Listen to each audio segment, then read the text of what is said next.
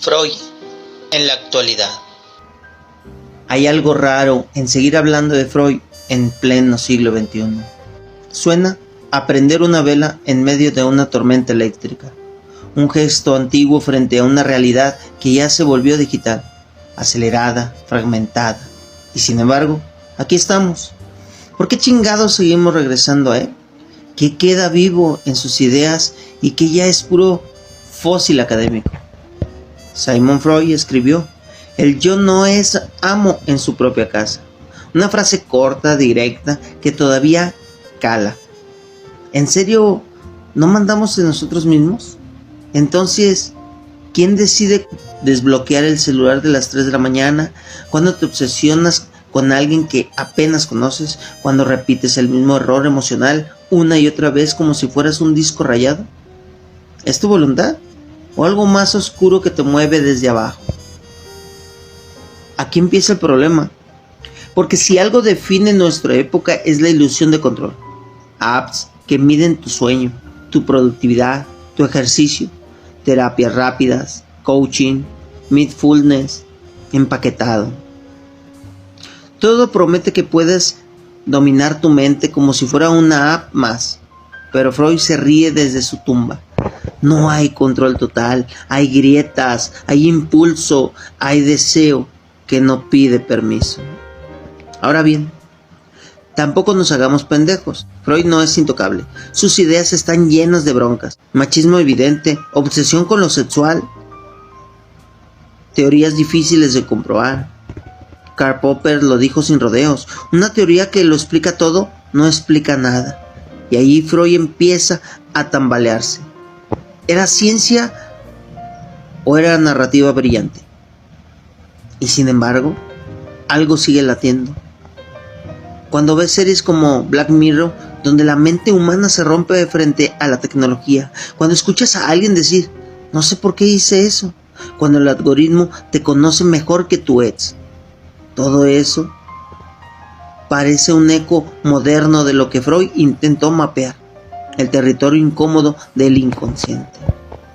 Octavio Paz escribió: el hombre es el único ser que se siente solo y busca al otro. ¿Y si ese otro también vive dentro de nosotros? ¿Y si no somos uno, sino varios en conflicto? Freud puso nombre a esa pelea interna: ello, yo, super yo. 3 voces discutiendo en silencio mientras tú crees que estás tomando decisiones racionales. Pero hoy, en este multiverso digital, esas voces ya no están solas. Ahora también hablan las redes, la cultura, el consumo. ¿Dónde termina el inconsciente y dónde empieza el algoritmo?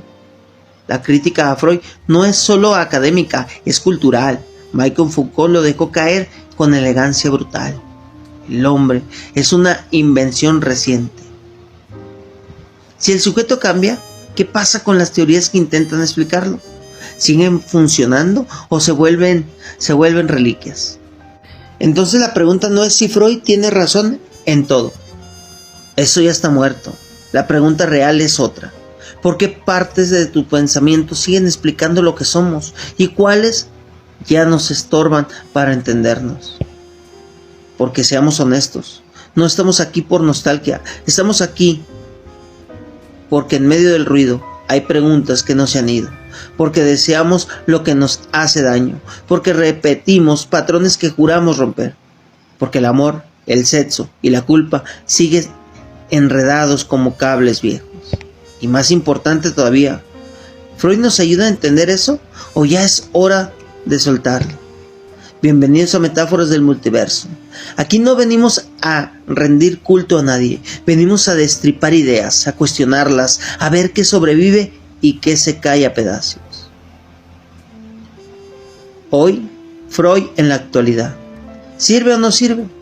Vamos a meternos hasta el fondo, sin respeto innecesario, sin miedo a decir: esto ya no jala, o esto sigue doliendo porque sigue siendo verdad. Freud no murió, se transformó en un fantasma incómodo que aparece donde menos lo esperas. No en el diván elegante, no en el consultorio como libros viejos, sino en el scroll infinito, en el meme que te pega demasiado cerca, en la conversación donde alguien dice, güey, no sé por qué la estoy cagando otra vez. ¿Autosabotaje? Ahí está Freud respirando, porque si hay una idea de que sigue vigente, es esa. No somos transparentes para nosotros mismos y eso duele más hoy que nunca. ¿Por qué?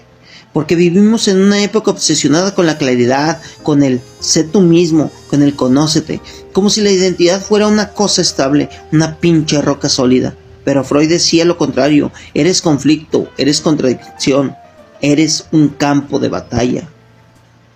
Y eso no se ha ido. Arthur Schopenhauer lo dijo, el hombre puede hacer lo que quiere, pero no puede querer lo que quiere. Tradúcelo al lenguaje de hoy. ¿Puedes actuar? Sí, pero no eliges tus impulsos.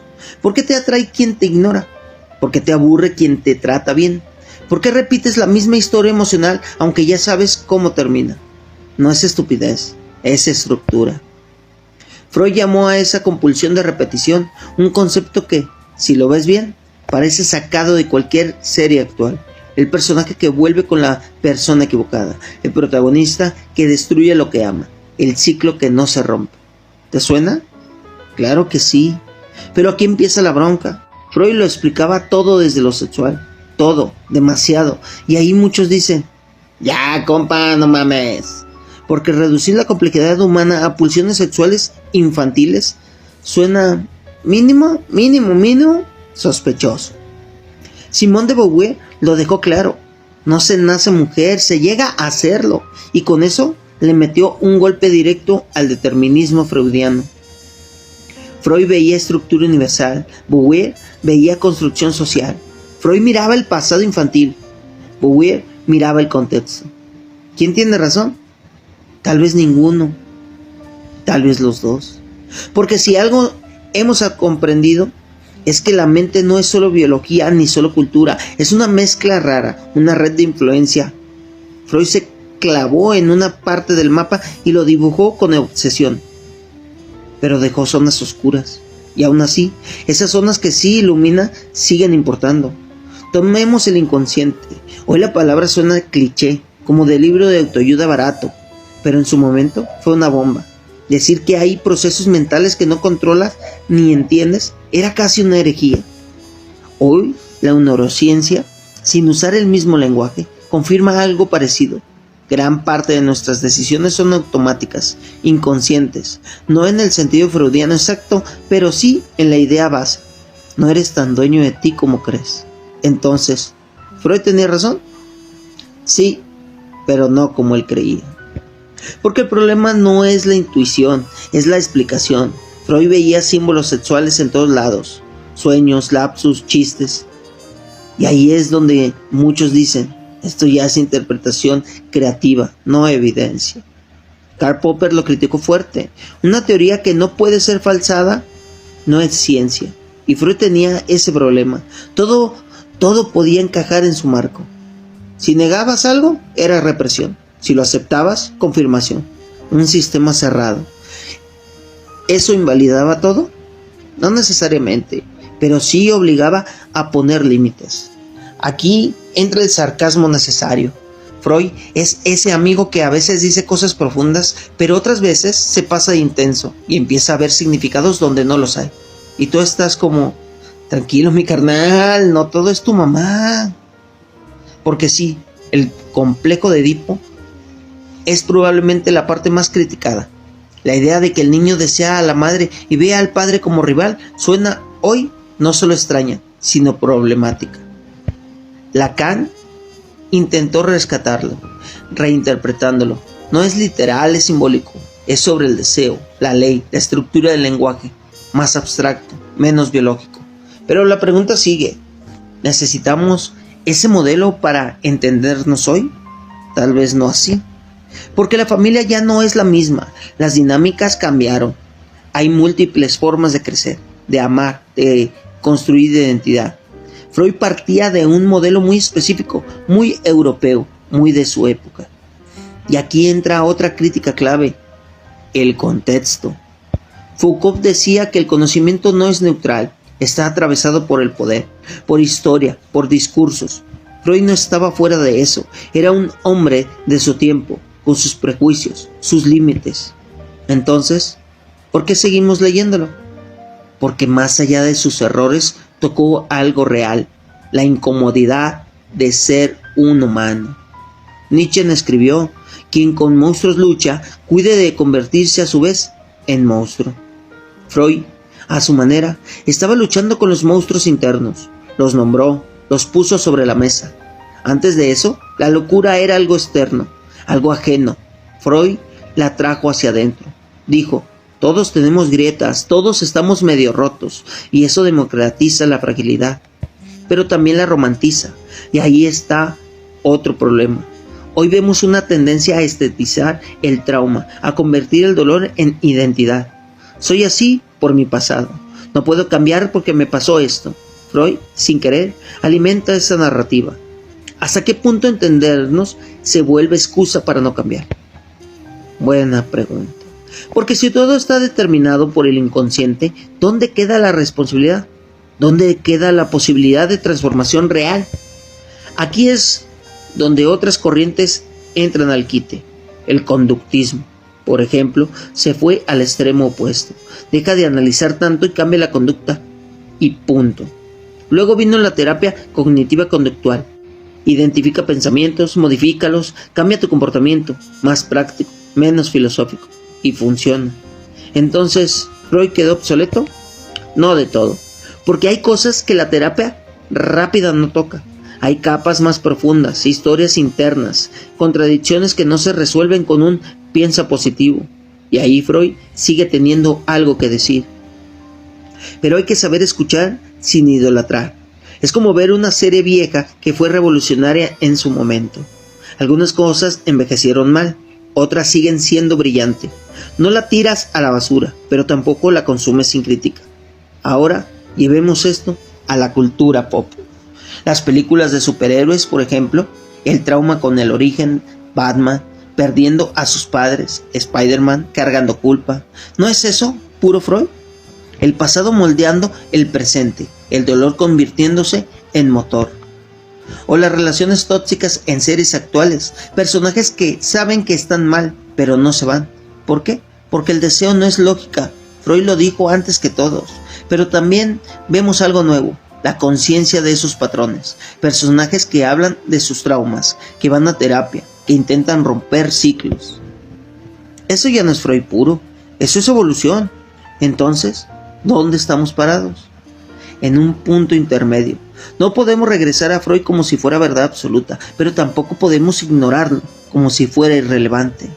Es un punto de partida, no un destino. Y aquí entra el humor ácido. Freud es como ese profe que te abrió la cabeza, pero también te dejó con ideas raras. Agradeces lo que te dijo, pero también cuestionas lo que te metió. Porque sí, hay que decirlo claro, Freud se equivocó en muchas cosas. Y está bien, eso no lo hace inútil, lo hace humano. La ciencia avanza corrigiendo errores, no negando todo lo anterior. Entonces, en lugar de preguntar, ¿Freud sirve o no sirve? Tal vez la pregunta correcta es otra. ¿Para qué sirve hoy? Sirve para recordarte que no eres tan simple como crees. Sirve para incomodarte. Sirve para hacer preguntas que no tienen respuestas fáciles. Pero no sirve como manual definitivo. No sirve como verdad absoluta. No sirve para explicarlo todo. Y eso, lejos de quitarle valor, lo pone en su lugar correcto, como una herramienta más, como una voz entre muchas, como un eco que sigue resonando, aunque ya no tenga la última palabra. Porque al final, la mente humana sigue siendo un misterio, y cualquiera que diga que ya lo entendió por completo, está mintiendo o está vendiendo algo. Freud no lo entendió del todo, nadie lo ha hecho, pero fue de los primeros en decir, oigan, aquí hay algo raro. Y esa sospecha, esa incomodidad, esa duda, sigue viva y sigue siendo necesaria. Si Freud abrió la puerta, otros entraron con botas sucias y tumbaron muebles, porque el psicoanálisis no se quedó intacto, se fragmentó, se peleó consigo mismo, se volvió campo de batalla. ¿No es eso irónicamente muy freudiano? Una teoría que habla de conflicto, viviendo en conflicto. Carl Jung dijo, lo que niegas te somete, lo que aceptas te transforma. Y con esa frase se separó de Freud como quien corta un cordón.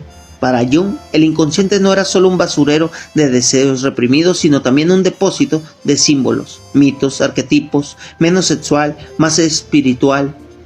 Mejor, depende de a quién le preguntes. ¿Más verificable? Tampoco. Entonces, el mapa se volvió más confuso. Inconsciente como pulsión o como símbolo, como trauma o como narrativa, como biología o como cultura. Y en medio de ese ruido aparece la vida, que no espera a que los teóricos se pongan de acuerdo, porque mientras unos discuten conceptos, tú estás viendo cómo alguien revisa el celular de su pareja, sin querer, dice, cómo otro gostea porque no sabe sostener la intimidad, como alguien dice, quiero algo sano, pero elige lo contrario. ¿Qué chingados está pasando ahí? Freud diría, deseo inconsciente. La psicología moderna diría apego evitativo, patrones aprendidos. Y la cultura pop diría, es que me gustan los problemas. Tres lenguajes para el mismo fenómeno. Y aquí está lo interesante. Freud no tenía las herramientas de hoy, pero sí tenía la intuición. Sabía que algo no cuadraba entre lo que decimos y lo que hacemos, y eso sigue siendo cierto. Erich Fromm escribió, la tarea que debemos proponernos no es sentirnos seguros, sino ser capaces de tolerar la inseguridad. Freud no hablaba así, pero su teoría apunta a lo mismo. La incomodidad es estructural, no un error que se corrige y listo. Entonces, ¿por qué hoy hay tanta obsesión con sanar? Con cerrar ciclos, con ser tu mejor versión. Suena bonito, pero también suena a fantasía de control total. Porque si Freud tenía razón en algo, es en esto. No hay cierre definitivo. Hay capas, hay restos, hay huellas que no desaparecen, solo cambian de forma. ¿Eso es pesimista? Tal vez. ¿Es realista? También. Y aquí entra la crítica más dura. Freud puede volverse una cárcel interpretativa. Todo tiene significado oculto, todo remite al pasado, todo es síntoma. Y llega a un punto donde dices, ya cabrón, ya, déjame respirar, tranquilo. Porque no todo es trauma, no todo es depresión, no todo es tu infancia gritando desde el fondo del pozo. A veces simplemente tomas malas decisiones, a veces te equivocas, a veces no hay una historia profunda detrás. Hannah Arendt dijo algo clave, la banalidad del mal. No todo lo oscuro es complejo, a veces es simple, cotidiano, aburrido. Freud tendía a profundizarlo todo y eso puede distorsionar la realidad. Pero tampoco caigamos en el extremo contrario, porque negar toda profundidad también es peligroso. Vivir en la superficie, en todo bien, en el así soy y ya, es otra forma de evasión. Entonces, ¿cómo equilibrar? Tal vez así, usar a Freud como lupa, no como dogma, mirar más de cerca, pero sin perder de vista el contexto. Ahora hablemos del lenguaje, porque Freud no solo propuso ideas, también inventó una forma de hablar sobre la mente, y eso es poder. Nombrar algo cambia como lo entiendes. Represión, inconsciente, transferencia, palabras que antes no existían en el lenguaje cotidiano, hoy las usamos sin pensar. Eso ya es una victoria cultural, pero también es un riesgo, porque cuando nombras algo, también lo limitas, lo encuentras, lo reduces a un concepto. Y la mente humana no cabe en etiquetas tan fácil. Jacques Derrida lo diría así, el significado siempre se escapa, nunca está completamente fijo. Y Freud, aunque abrió el juego, también lo encajonó en su propio sistema. Entonces, ¿qué hacemos con ese lenguaje hoy? Lo adaptamos, lo mezclamos, lo cuestionamos. Porque ahora no solo hablamos de inconsciente, hablamos de sesgos cognitivos, de neuroplasticidad, de trauma complejo, de identidad fluida, nuevos conceptos para nuevas realidades. Freud ya no basta, pero tampoco sobra. Es como una base sobre la cual se construyó todo lo demás. No es el edificio completo, pero sin esa base muchas cosas no existirían. Ahora vamos a lo incómodo, el poder, porque el psicoanálisis también fue una forma de control. El terapeuta interpretado, el paciente hablando, la verdad emergiendo desde una posición asimétrica. ¿Quién tiene la autoridad? ¿Quién decide qué significa tu experiencia? Foucault otra vez. El saber produce poder. El psicoanálisis no solo escucha, también define, y eso puede ser peligroso porque puedes terminar creyendo una narrativa que no es tuya, sino del marco teórico. Hoy eso se cuestiona más. Hay terapias más horizontales, más colaborativas, menos yo sé lo que te pasa y más vamos a entenderlo juntos. Eso es evolución, pero tampoco idealicemos el presente, porque ahora el poder también está en otro lado, en influencers de salud mental, en coaches sin formación, en frases virales que simplifican procesos complejos. Antes era el diván, ahora es el algoritmo. El algoritmo no interpreta, pero sugiere, empuja, repite, te muestra lo que quieres ver o lo que cree que quieres ver. ¿No suena eso a una especie de inconsciente externo?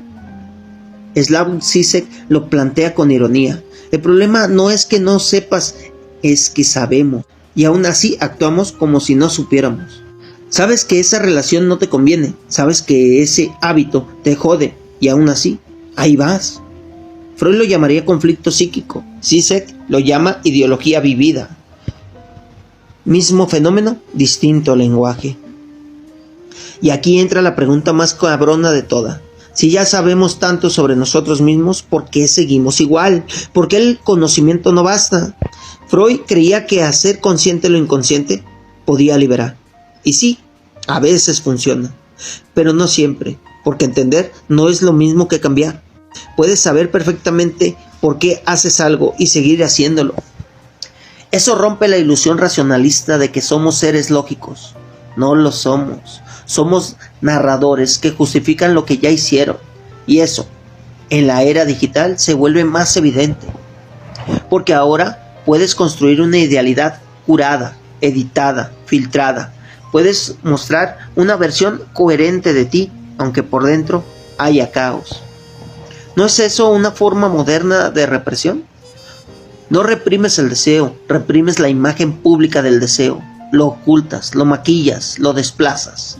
Freud hablaba de síntomas. Hoy los síntomas son stories, tweets, posts, microexpresiones de una vida interna que no termina de acomodarse. Y sí, suena exagerado, pero también suena cercano.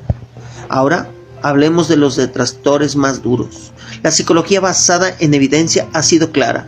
Muchas de las teorías freudianas no tienen respaldo empírico sólido, no se pueden medir, replicar, comprobar fácilmente. Entonces, ¿por qué seguir enseñándolas? Porque no todo en la vida humana es medible, y aquí está el punto de fricción entre ciencia dura y comprensión subjetiva. Freud no era científico en el sentido moderno, era más cercano a un narrador clínico, un intérprete de historias. Y eso tiene valor, pero también límites. No puedes usarlo para todo, no puedes diagnosticar con metáforas, no puedes sustituir evidencia con interpretación, pero tampoco puedes reducir la experiencia humana a números y estadísticas. Entonces, otra vez, equilibrio. Tomar lo útil, dejar lo que no sirve, cuestionar lo que incomoda. Y en ese proceso, Freud sigue presente, no como gurú, no como autoridad absoluta, sino como una voz que abrió preguntas que todavía no cerramos. Albert Camus escribió: el hombre es la única criatura que se niega a ser lo que es. Freud, de alguna forma, estaba describiendo esa negación, esa distancia entre lo que somos y lo que creemos ser. Y eso no ha cambiado. Podemos tener más información, más herramientas, más teorías, pero seguimos tropezando con lo mismo: deseo, culpa, miedo, repetición. Entonces, ¿Freud sirve? Sirve si lo usas como espejo incómodo. No sirve si lo conviertes en dogma. Sirve si te ayuda a hacer preguntas. No sirve si te da respuestas cerradas. Sirve si lo mezclas con otras perspectivas. No sirve si lo usas para explicarlo todo. Porque la mente humana no es un sistema cerrado, es un proceso en movimiento. Y Freud fue parte de ese movimiento. No el final, Tal vez la mejor forma de verlo es así. Freud no es el mapa completo, es una de las primeras rutas que alguien se atrevió a trazar en territorio desconocido. Y sí, tiene errores, tiene desvíos, tiene zonas mal dibujadas, pero sin esa ruta, muchos no habrían empezado a explorar.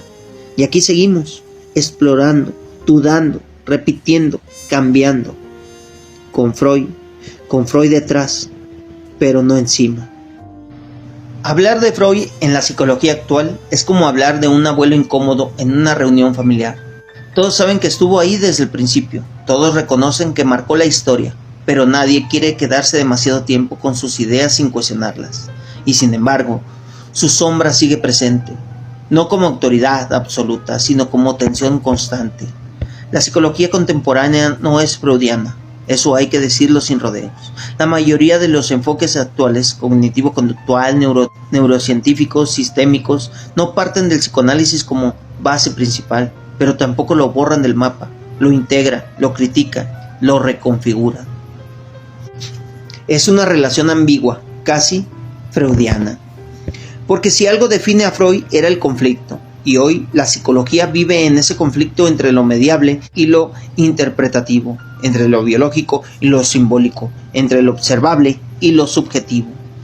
La evidencia manda, ese es el mantra actual. Ensayos clínicos, estadísticas, replicabilidad. La terapia cognitiva conductual, por ejemplo, se posiciona como el estándar de oro de muchos contextos. ¿Por qué? Porque funciona en términos medibles, reduce síntomas, mejora conductas, tiene protocolos claros. Freud no jugaba en ese terreno. No había escalas estandarizadas para medir el inconsciente. No había experimentos replicables para demostrar la represión. Había relatos, interpretaciones, asociaciones libres, una metodología más cercana a la literatura que al laboratorio. Y ahí está el choque. ¿Eso invalida el psicoanálisis? No del todo, pero sí lo reubica. Porque hoy, en psicología, no basta con que algo tenga sentido, tienes que demostrar que funciona, y Freud en muchos aspectos no cumple con ese criterio. Entonces, ¿por qué sigue apareciendo? Porque la experiencia humana no se agota en lo medible. ¿Un paciente puede dejar de tener ataques de ansiedad como terapia conductual? Sí, pero luego aparece otras cosas. Vacío, falta de sentido, repetición de patrones relacionales. Y ahí la pregunta cambia, ya no es ¿cómo quito el síntoma?, sino ¿por qué este síntoma aparece en mi historia? Freud entra por esa grieta. Viktor Frankl escribió: el hombre no busca el placer sino el sentido. Freud hablaba de pulsiones, Frankl de significado, diferentes lenguajes, mismo problema, la incomodidad de existir. La psicología actual ha intentado integrar estas dimensiones, no se queda solo en la conducta ni solo en la narrativa, combina, ajusta, experimenta. Y en ese proceso, Freud se convierte en referencia histórica, pero también en herramienta parcial. Tomemos el concepto de inconsciente. Hoy no se usa exactamente como Freud lo planteó. La neurociencia habla de procesos automáticos, de redes neuronales, de decisiones implícitas. No hay un ello escondido, empujando deseos sexuales reprimidos, pero sí hay actividad mental fuera de la conciencia. ¿Es lo mismo? No, para nada. Se parece lo suficiente como para no descartarlo por completo. Daniel Kahneman lo simplificó en términos de sistema 1 y sistema 2. Uno rápido, automático, otro lento, deliberado. No es Freud, pero tampoco está tan lejos de la idea de que todo pasa por la conciencia. La diferencia es el enfoque. Freud interpretaba significados. La psicología actual mide procesos. Y aquí aparece una pregunta incómoda. ¿Medir es entender? Porque puedes saber que alguien tiene un sesgo cognitivo, que su cerebro responde de cierta manera, pero eso no necesariamente te dice por qué su historia personal se repite con ese patrón específico. Ahí entra en lo narrativo. Jerome Brown decía que los seres humanos pensamos en forma de historias. Freud, a su manera, ya trabajaba con eso, escuchaba relatos, buscaba conexiones, interpretaba símbolos. Hoy muchas terapias integrativas retoman ese enfoque, pero sin el dogma freudiano. No todo es Edipo, no todo es sexualidad reprimida, pero sí hay historia, sí hay significado, sí hay repetición. Entonces, ¿Freud sobrevive? Filtrado. Ahora bien, hablemos de uno de los puntos más criticados, la sexualidad. Freud puso el deseo sexual en el centro de la experiencia humana. Hoy, eso suena exagerado, pero también hay que reconocer algo. En su época, hablar de sexualidad era casi prohibido. Freud rompió ese silencio. Hoy vivimos en el extremo opuesto: hiperexposición sexual, sobreestimulación, acceso constante a contenido erótico. ¿Qué diría Freud de eso? No importa. Lo que importa es la pregunta. El deseo sigue siendo central en la vida humana, sí, pero no de la forma reduccionista que él planteó. Hoy entendemos el deseo como algo más amplio, afectivo, relacional, simbólico, no solo genital, no solo infantil, más complejo. Y aún así seguimos viendo contradicciones. Gente que quiere intimidad, pero huye de ella. Personas que confunden deseo con validación. Relaciones donde el placer y el sufrimiento se mezclan. Freud no tenía todas las respuestas, pero estaba mirando en la dirección correcta. Ahora, la crítica feminista.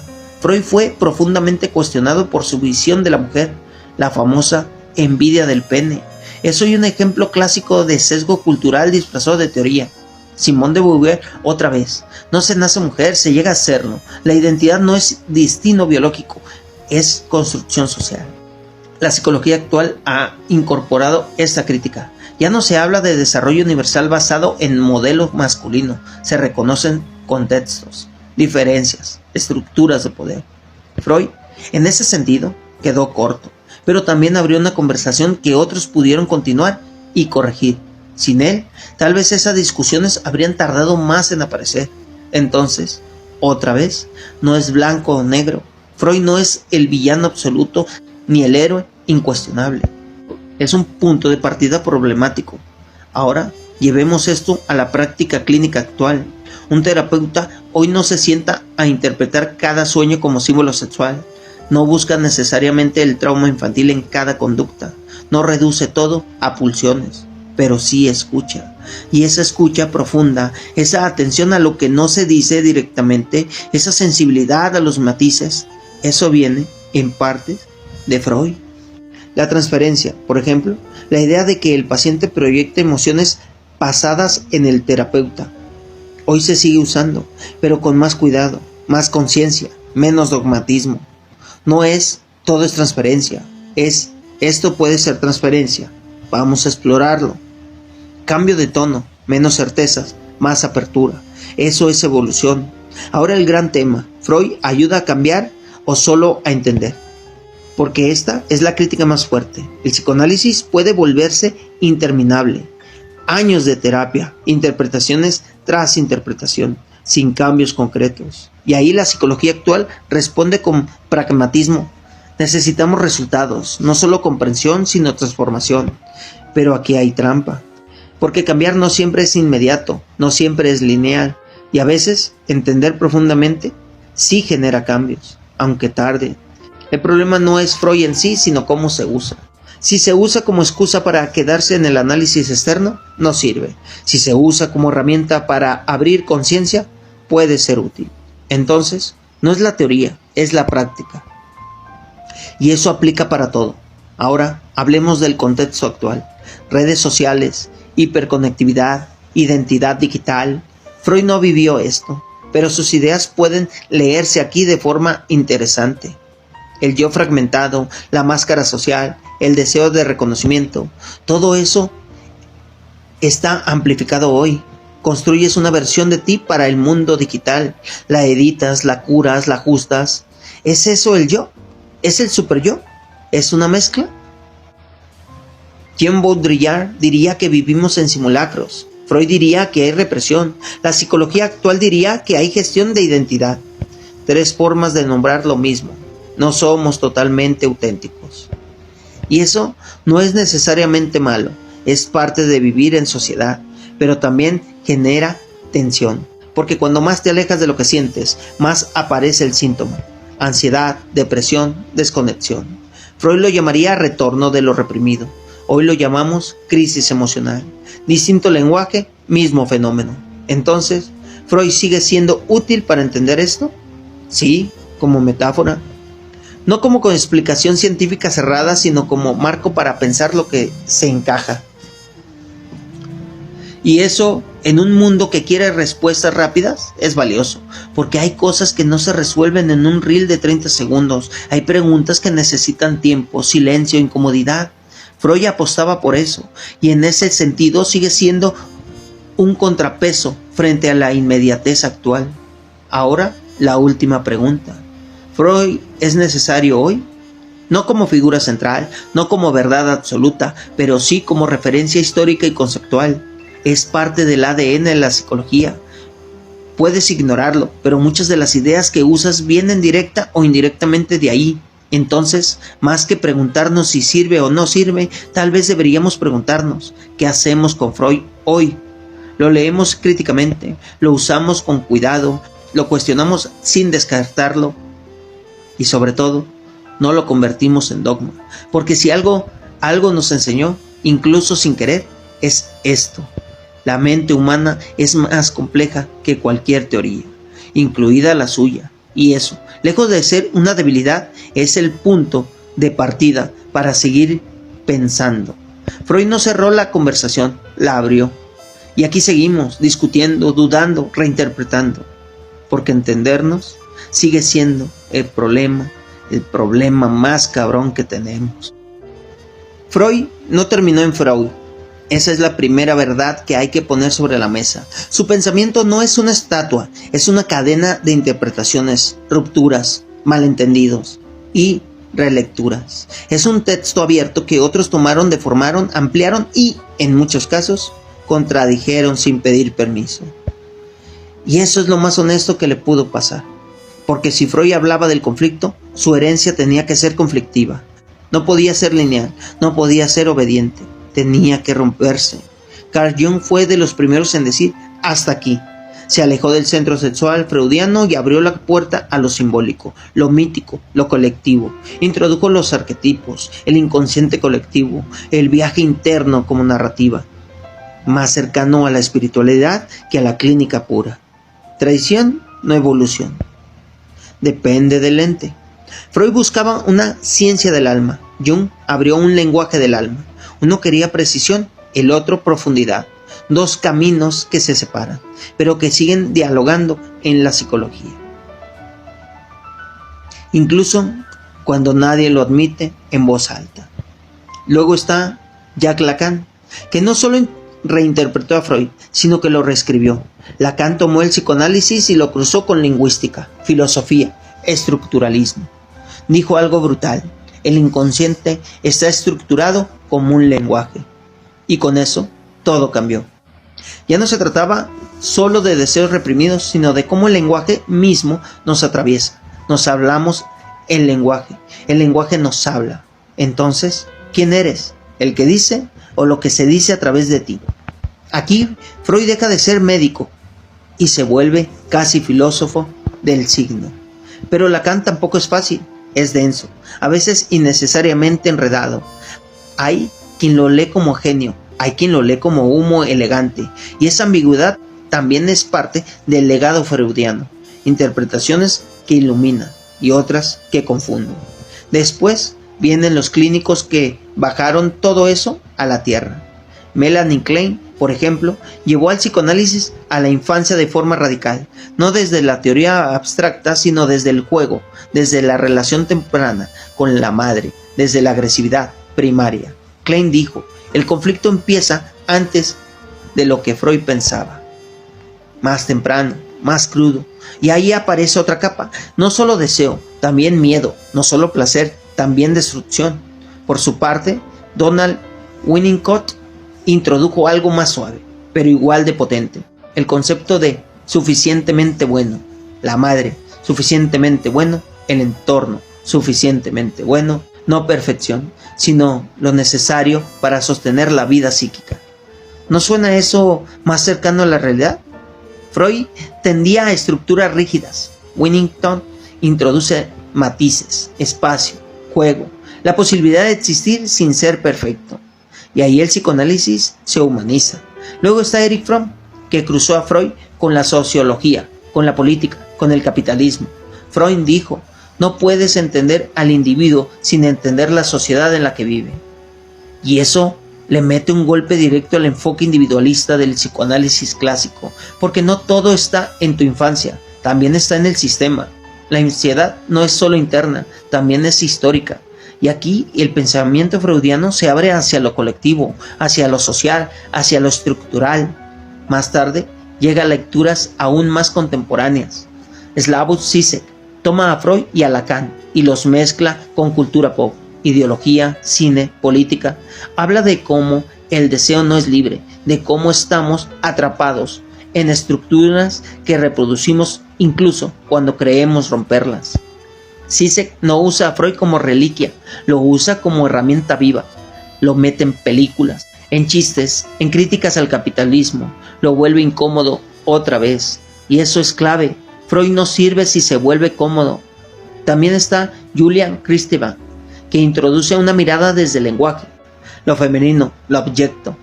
Kristeva no solo interpreta a Freud, lo confronta desde otro lugar, desde el cuerpo, desde la identidad, desde lo que queda fuera del discurso. Y así, el psicoanálisis deja de ser una voz masculina dominante, y empieza a fracturarse desde dentro. Incluso fuera del psicoanálisis puro, Freud sigue siendo referencia. Foucault lo critica, pero también lo reconoce como parte del dispositivo que construye el sujeto moderno. Foucault no dice Freud está mal, dice Freud forma parte de un sistema de saber poder. Eso es más complejo, más incómodo, porque implica que incluso nuestras formas de entendernos están atravesadas por historias, por discursos, por control. Y ahí Freud deja de ser solo teoría y se vuelve síntoma de una época. Entonces, ¿quiénes son los herederos de Freud? No hay una sola línea. Hay rupturas, reinterpretaciones, mezclas. Hay quienes lo defienden, hay quienes lo destruyen, hay quien lo usan sin mencionarlo. Y todos, de alguna forma, dialogan con él. Porque Freud no es solo un autor, es un punto de inflexión. Antes de Freud, el sujeto era más transparente, más racional, más estable en la narrativa moderna. Después de Freud, el sujeto se rompe, se vuelve opaco, se vuelve contradictorio. Y eso no se ha revertido. Ahora hablemos de los lectores actuales, no los académicos encerrados en bibliotecas, aunque también existen, sino los lectores reales, terapeutas, estudiantes, gente curiosa, creadores de contenido, incluso quienes nunca han leído a Freud, pero repiten sus ideas sin saberlo, porque Freud se filtró en la cultura. Cuando alguien dice, eso lo traes desde la infancia, es Freud. Cuando alguien habla de represión, es Freud. Cuando alguien menciona trauma, es Freud. Aunque no siempre en el sentido correcto. Su lenguaje se volvió cotidiano. Pero aquí está el peligro. Repetir sin entender. Freud mal leído es peor que Freud olvidado, porque se vuelve cliché, se vuelve excusa, se vuelve etiqueta fácil para explicar lo que no queremos cuestionar de verdad. Por eso la invitación no es a creerle, sino a leerlo directo, sin filtro de Instagram, sin frases motivacionales disfrazadas de psicoanálisis. Leerlo y decir, esto sí, esto no, esto me sirve, esto ya no. Criticarlo, discutirlo, incluso rechazarlo, pero con fundamento, porque criticar sin conocer es puro ruido. Y aquí entra el punto más importante de toda esta conversación. Freud no necesita defensores, necesita lectores críticos, no necesita devotos, necesita interlocutores incómodos, porque si algo mataría el pensamiento freudiano es convertirlo en dogma, y eso aplica para cualquier teoría. Entonces, ¿qué hacemos con Freud hoy? Lo ponemos en diálogo con otras voces, lo confrontamos con evidencia, lo cruzamos con otras disciplinas, y sobre todo, lo bajamos de su pedestal. Porque Freud no es el dueño de la verdad, es uno de los que se atrevieron a preguntar, y eso es lo que vale. Octavio Paz escribió, toda crítica es una forma de autobiografía. Cuando criticas a Freud, también estás hablando de ti, de lo que aceptas, de lo que rechazas, de lo que te incomoda. Porque Freud no solo describe, también confronta, te pone frente a cosas que no quieres ver, te hace dudar de tu certeza, te obliga a reconocer que no eres tan coherente como crees. Y eso no es cómodo, pero es necesario. Entonces la invitación final no es a elegir bando, no es Freud sí o Freud no, es algo más honesto. Lea a Freud, léelo con calma, léelo con sospecha, léelo con inteligencia y después rómpelo si es necesario, porque el pensamiento no avanza repitiendo, avanza discutiendo. Y si Freud sigue aquí, más de un siglo después, no es porque tenga todas las respuestas, sino porque sigue generando preguntas que no se dejan callar.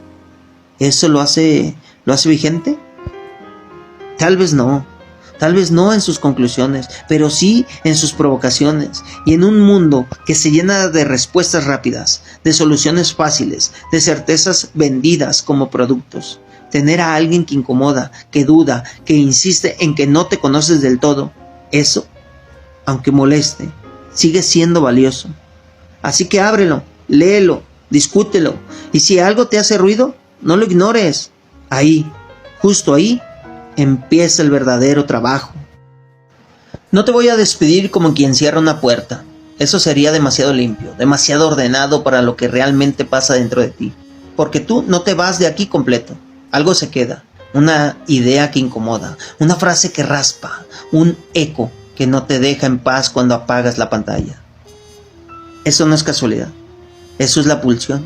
Esa fuerza que no negocia, que no pide permiso, que insiste, aunque digas, ya entendí. No entendiste del todo. El entendimiento es apenas una capa delgada. Debajo sigue el deseo, terco, repetitivo, necio, como un pensamiento que regresa cuando menos lo quieres. ¿Creíste que escuchar este episodio era solo entretenimiento? ¿Creíste que podías salir intacto? El ello no escucha podcast, el ello empuja. Y ahora que terminas, ya no eres exactamente el mismo que empezó. No porque hayas cambiado radicalmente, sino porque algo se movió. 1 milímetro, una grieta, una sospecha. Y esto basta, porque el deseo no se satisface con respuestas, se alimenta de preguntas, de lo que falta, de lo que no encaja. Por eso sigues aquí, por eso vuelves, no por claridad, sino por esa incomodidad que, aunque te cague, también te atrae. Esa es la trampa y también el motor. Así que no te voy a decir gracias por escuchar, como si esto fuera un trámite. Te voy a decir algo más honesto. Si esto te hizo ruido, regresa. Si algo te dolió, regresa. Si sentiste que algo no cerró, mejor aún, regresa. Porque aquí no buscamos cerrar nada. En Metáforas del Multiverso no te damos paz, te damos conflicto, no te damos respuestas. Te dejamos preguntas abiertas, vivas, latiendo. Y tú decides si las ignoras o si te atreves a seguirlas. Suscríbete si quieres seguir explorando esto que no controlas. Comparte si reconoces que no eres tan dueño de ti como te gustaría. Y vuelve, no cuando tengas tiempo, sino cuando algo dentro de ti lo exija. Porque ese algo no se va a callar. No se va a callar nunca. Si te gusta, comenta, comparte, suscríbete. Y recuerda, quien escribe merece el castigo de ser leído.